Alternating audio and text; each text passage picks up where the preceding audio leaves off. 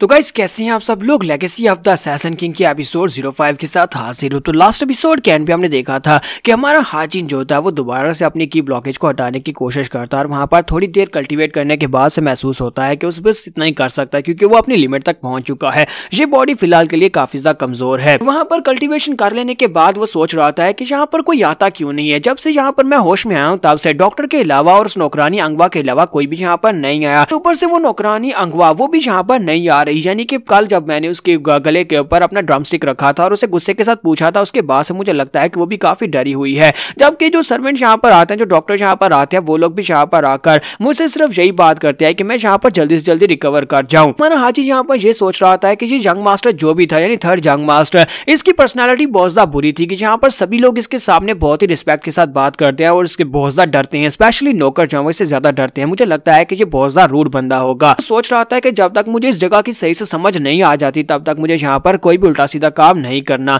और इसी के साथ ही नेक्स्ट सीन जो होता है वो 3 महीने के बाद का दिखाया जाता है। 3 महीने के बाद हमें फोर्थ यंग मास्टर का सीन दिखाते हैं कि फोर्थ यंग मास्टर कहता है कि ये काफी ज्यादा अजीब बात है, 3 महीने गुजर चुके हैं और थर्ड यंग मास्टर ने उस चीज को खा भी लिया हुआ है, लेकिन इसके बावजूद अभी तक कुछ हो क्यों नहीं रहा। तो डॉक्टर उसे कहता है कि हाँ ये बात तो वाकई में सच है कि 3 महीने गुजर चुके हैं और वो पहले से ज्यादा बेहतर होता जा रहा है, जबकि उसे मरना चाहिए था। तो फोर्थ यंग मास्टर से कहता है डॉक्टर तुमने तो ये कहा था कि जितना ज्यादा वो अपनी मार्शल प्रोवेस को यूज करेगा, यानी उसकी मार्शल प्रोवेस जितनी ज्यादा होगी उस चीज का असर उसके ऊपर उतना ज्यादा होगा। तो डॉक्टर उसे कहता है कि हाँ बिल्कुल ऐसा ही था, उस चीज को बेचने वाले ने मुझे यही कहा था। तो इसी के साथ ही वो कहता है तो फिर सॉर योंग वो इतना स्पेशल क्यों है, उसकी बॉडी के ऊपर ये सब कुछ असर क्यों नहीं कर रहा। तो फोर्थ यंग मास्टर जो है यहाँ पर थर्ड यंग मास्टर को मरवाना चाहता है, इसी वजह से वो ये सब कुछ करवा रहा होता है। तो डॉक्टर उसे कहते हैं तो फिर यंग मास्टर बताइए कि हम लोग आगे और क्या कर सकते हैं। तो वो उसे कहता है कि मुझे ये बताओ कि मेरी बहन रिन कब वापस आने वाली है। तो वो उसे कहता है कि मिस योर रिन वो इस वक्त टेंपल में और बहुत ही जल्दी यहाँ पर वापस आने वाली है, मुझे लगता है कि वो यहाँ पर वापस आ जाएंगी। फोर्थ यंग मास्टर से कहता है चलो ये तो बहुत ही अच्छी बात है कि रिन वापस आने वाली है, 6 महीने हो गए उसे यहाँ पर से गए हुए,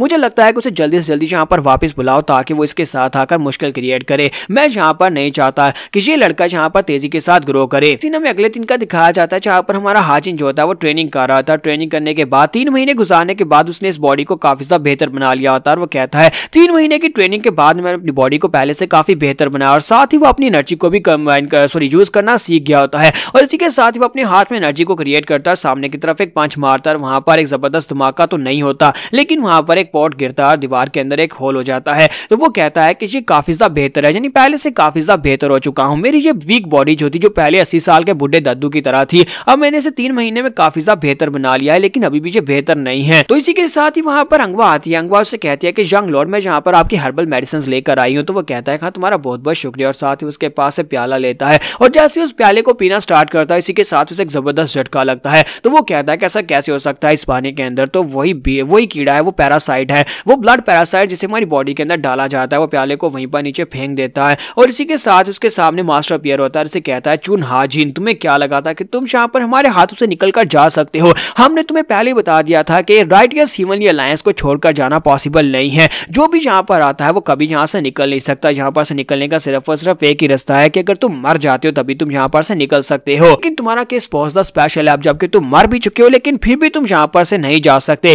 राइटियस ह्यूमन अलायंस को मरने के बाद अगर तुम रीबॉर्न होते हो तभी तुम छोड़कर नहीं जा सकते। ये कीड़ा तुम्हें नहीं छोड़ने देगा। तो वो अपनी बॉडी की तरफ देखता है और कहता है कि नहीं ऐसा नहीं हो सकता, मेरी बॉडी के अंदर ब्लड पैरासाइट नहीं हो सकता। जब वो वहां पर चिल्ला रहा होता है तो साइड के ऊपर से उसे हल्की हल्की आवाज आ रही होती है। अंगवा उसे कह रही होती है कि यंग लॉर्ड आपको क्या हो गया। तो उसी के साथ वो होश में आता है और कहता है कि ये मैं क्या कर रहा था। वो पानी की तरफ देखता है तो वो बिल्कुल साफ पानी होता है। अंगवा से कहता है कि यंग मास्टर क्या कुछ बुरा हुआ है। तो वो कहता है नहीं कुछ भी नहीं। और साथ ही वो सोच रहा था कि मुझे यहाँ पर पुराने सपने, बैड सपने जो है वो दोबारा से तंग कर रहे हैं। अंगवा से कहते हैं तो फिर ठीक है सर मैं जा रही हूँ। और इसी के साथ अंगवा चली जाती है कि मेरा हाजिन सोच रहा होता है कि मैंने यहाँ पर एक नई जिंदगी की शुरुआत की, मरने के बाद अब यहाँ पर रीबॉर्न हुआ हूँ, लेकिन मुझे लगता है कि ये मेरा पीछा नहीं छोड़ेंगे। मैं अभी भी यहाँ पर आजाद नहीं हो सकता। क्या मैं अभी भी यहाँ पर उस तरह आजाद नहीं हूँ जैसा मैंने सपना देखा था अपने दोस्त के साथ। और इसी के साथ ही वो अपने कपड़े पहनता है ट्रेनिंग करने के बाद। जब वहां पर अपने कपड़े पहन रहा होता है इसी के साथ ही बाहर से आवाज आती है और दरवाजे के बाहर होती है। तो वहां पर एक और लड़की आती है और कहती है क्या वो अंदर है। तो अंगवा कहती है जी मिस वो अंदर है। तो वो कहता है कि अब ये अचानक से कौन यहाँ पर आ रहा है। इसी के साथ ही वो लड़की जो होती है यानी वो रिन होती है। तो रिन उस लड़की से अंगवा से कहती है कि साइड के ऊपर हटो, जबकि अंगवा से कहती है कि मैं यंग मास्टर को बताकर आती हूँ उसके बाद आप अंदर चली जाना।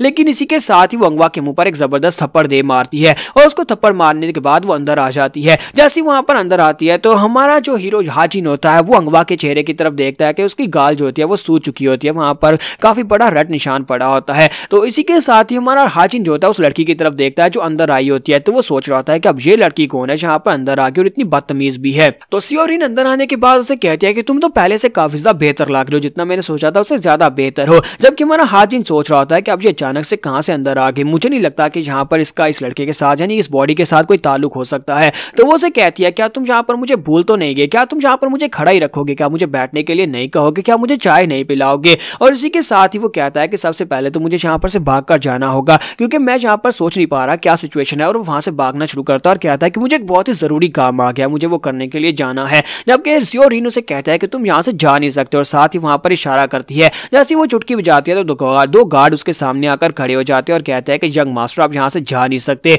और इसी के साथ ही वो उसे कहता है कि इस बात का क्या मतलब है। सियोरिन उसे कहती है कि जब तक तुम यहाँ पर मेरे साथ बात को कंप्लीट नहीं करते तब तक तुम जा नहीं पाओगे और तुम चाहो भी तो तब भी तुम इनसे फाइट करके बाहर नहीं जा सकते, ये दोनों ही मार्शल मास्टर्स हैं। तो वो कहता है अच्छा ठीक है मैं तुम्हारे साथ बात करूंगा। और इसी के साथ ही वो दोनों से कहते हैं किसी को अंदर मत आना। वो दरवाजा बंद करके बाहर ही खड़े हो जाते हैं। जबकि सियोरिन वहीं पर बैठ जाती है और कहती है तो मैं यहाँ पर तुम्हारे साथ, तुम्हें पता है ना किस बारे में बात करने के लिए आई हूँ, कि हमारे हाजिन को कुछ भी आइडिया नहीं होता कि यहाँ पर किस बारे में बात करने के लिए आई है। तो वो उसे कहता है कि मेरी बॉडी के ऊपर काफी सारा पसीना है वर्कआउट की वजह से, मैं इसको साफ करके नए कपड़े पहन कर आता हूँ, क्या तुम थोड़ी देर वेट कर सकती हो। तो वो कहती है हाँ क्यों नहीं, वैसे यहाँ पर मेरे पास तो कुछ करने को नहीं है तो फिर मैं तुम्हारा इंतजार कर सकती हूँ। इसी के साथ ही हमारा हाजिन वहां पर से साइड रूम की तरफ चल पड़ता है और साथ ही सोच रहा होता है ये लड़की मुझे लगता है कि ये कोई स्पेशल है, यानी कि ये भी एक मार्शल मास्टर है। यहाँ पर सबसे पहले ये जानना होगा कि इसका और हाजिन का रिलेशनशिप क्या है। तो वो अंगवा से कहता है कि अंगवा मेरे साथ आओ। तो वो दोनों जब अंदर चले जाते हैं तो अंदर जाने के बाद हमारा हाजिन उससे, तो वो अंगवा से पूछता है कि मुझे बताओ कि ये लड़की कौन है। तो अंगवा कहती है सर क्या आप यहाँ पर ये पूछ रहे हैं कि ये लड़की कौन है। तो वो कहता है हाँ मैं तुमसे यही पूछ रहा हूँ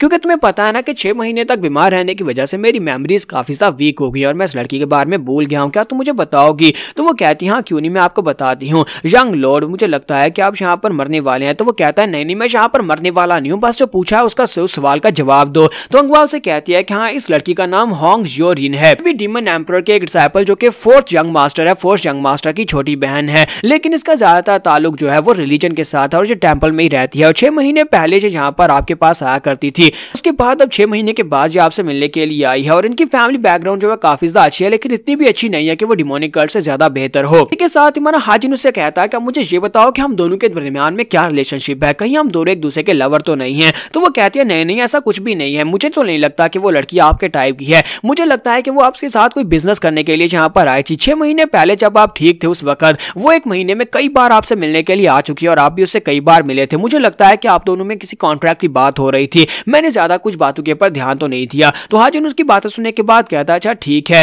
फिर साथ ही उसे कहता है तुम्हारा बहुत बहुत शुक्रिया, तुमने यहाँ पर मुझे इतनी इन्फॉर्मेशन दी। फिर साथ ही उसे पूछता है तुम्हारा फेस ठीक है। तो वो कहती है हाँ सर क्या पूछ रहे हैं मेरा फेस। तो वो कहता है हाँ मैं तुम्हारे फेस के बारे में पूछ रहा हूँ, उसने तुम्हें थप्पड़ मारा था, क्या तुम्हारा फेस ठीक है। तो अंगवा कहती है हाँ सर मेरा फेस ठीक है। फिर साथ ही वो सोच रही होती है लगता है कि 6 महीने बीमार रहने के बाद यंग मास्टर उठने के बाद पहले से काफी ज्यादा बेहतर हो गए हैं। पहले तो ये हमेशा चिल्ला चिल्लाकर मुझे कहते थे कि यहाँ से दफा हो जाओ या फिर तुम्हारे साथ ऐसा ही होना चाहिए, या फिर मुझे कहते थे कि तुम मर जाओ। और आज देखो यहाँ पर मेरे चेहरे के बारे में पूछ रहे हैं क्या मैं ठीक हूँ। तो हमारा हाजिन वहां पर उससे बात करने के बाद रूम से बाहर आ जाता है सियोरिन के पास और आकर उससे बात करने वाला है। तो जहाँ पर हम लोग अपने एपिसोड 05 का एंड करेंगे। नेक्स्ट एपिसोड में देखेंगे गाइस सियोरिन यहाँ पर क्या करने के लिए आई और किस चक्कर में है। तो एपिसोड की एक्सप्लेनेशन अच्छी लगी हो तो कमेंट करके जरूर बताइएगा और वीडियो को लाइक करना मत भूलिएगा। Thank you.